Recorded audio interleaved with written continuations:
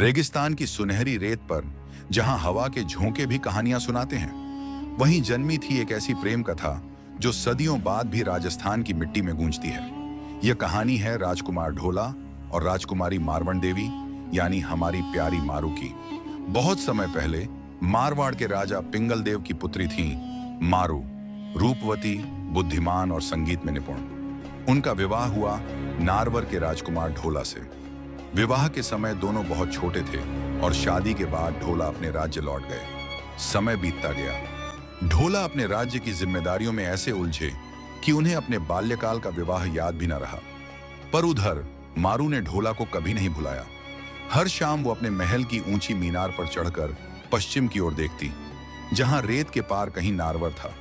वो अक्सर हवा से कहती, अगर मेरे ढोला तक पहुंचो तो कहना मारू अब भी उसी की प्रतीक्षा में है।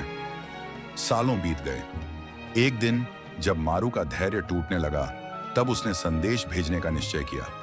उसने एक विश्वसनीय कबूतर को चुना, उसके पैरों में अपने प्रेम का पत्र बांधा और कहा, उड़ जा प्यारे पंछी, मेरे ढोला तक पहुंच जा। वो कबूतर लंबी यात्रा के बाद नारवर पहुंचा और ढोला के महल की खिड़की पर आ बैठा। ढोला ने जब पत्र पढ़ा तो उनका हृदय कांप उठा। पत्र में लिखा था, प्रिय ढोला, शायद तुम भूल गए हो, पर मैं अब भी तुम्हारी हूं। मेरी आंखें हर दिन तुम्हारी राह देखती हैं। यह पढ़कर ढोला की आत्मा हिल गई। वो तुरंत यात्रा की तैयारी करने लगे। उनका मित्र सारंगा भी साथ था। दोनों ऊंटों पर सवार होकर चल पड़े। रेगिस्तान की तपिश, तूफान और लंबी दूरी के बावजूद उनके कदम नहीं रुके, क्योंकि उन्हें अपने प्यार से मिलने की लालसा थी। कई दिनों की कठिन यात्रा के बाद ढोला अंततः मारवाड़ पहुंचे।